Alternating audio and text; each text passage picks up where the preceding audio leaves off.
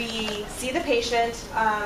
We schedule the procedure for usually about a week out so that we can get that prior authorization filled out. The clinical staff will fill out patient's name, date of birth, procedure they're having, the diagnosis code, the reason why, and who's doing the procedure. They hand it up front. Front office then calls to verify coverage benefits, if they're going to have any payment. And if so, a couple of changes that we're doing now is we are going to require that a payment is either made in full or a payment plan is put in place 24 hours before the procedure. You know, so many times we call patients and we'll tell them that they owe $200 and they come and say, well, I don't have $200, and we do the procedure. So we're going to try to get out of that habit. So because of those changes, we kind of rewrote this. The front office, when we give them the sheet of paper, the front office, if there's a balance that's going to be due to the patient, we'll call the patient. If they cannot get a hold of them, right now, there's not really a procedure in place for what to do if we can't get a hold of anybody.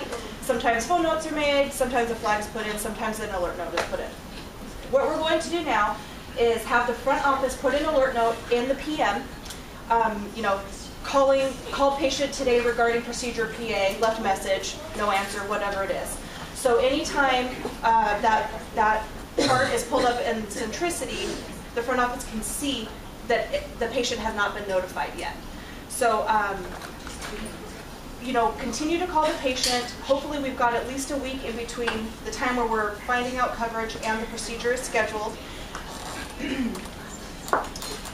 If we can't get a hold of the patient, you know, that's kind of last case scenario would be to ask the provider once they're here, you know, we couldn't get a hold of them, we don't have any type of payment plan in place, they can't pay the $200 today, do you want to proceed?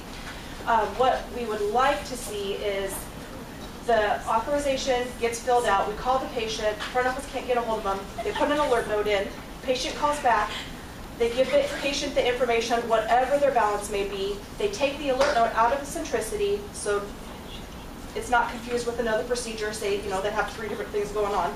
They need 3 separate procedures. That note is taken out of Centricity, and then the prior authorization form is scanned into the PM, so that when we go to double check when the patient's here on that paper clip, that we see a completed prior auth. We know the patient's been notified, and we also either have a payment plan in place, or they're paying at that time. So it's not a lot of change, but I think we're going to get a little more strict on how we accept money for the procedures that we're offering. Okay, any questions? Does that sound? Yeah. So when are we canceling the procedure? If they can't pay, if we haven't been able to get a hold of them and they come and the provider says, I can't do it without a payment, then we can cancel and reschedule. So we're hoping 24 hours in advance, though. We're hoping yes. that, like, within 24 hours, if they say they can't pay and they have an arranged payment plan, that at that point. Worst case scenario is we cannot get a hold of them and they walk in the door and we have to cancel their appointment right there. That's worst case scenario, and I highly doubt providers will actually do that. You know, most of the time. Most of the time they don't. Been doing that already. But that was policy. Well, they're very small tweaks. They're very small tweaks. And it's mostly to help the providers. You know, providers are here to take care of their patients. If somebody's got a cancerous skin growth, they want to take it off, regardless if they can pay, because it'll spread. And then they'll get some other type of cancer, right? Providers are born that way. That's how they think. What we're trying to do is help them to complete the transaction, to make sure that we get paid for the services that we're providing. Okay? Perfect. Any questions? Yep.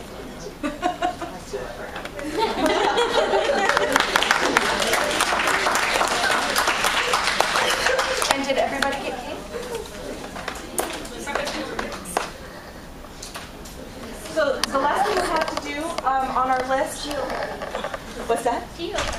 Jeopardy. We are going to play Jeopardy, and this is in lieu of the lab update that I did have scheduled. We decided to do something a little more fun because it's a lot of talking at you on these nights. So we kind of want you guys to get involved and split up into groups of. I don't know.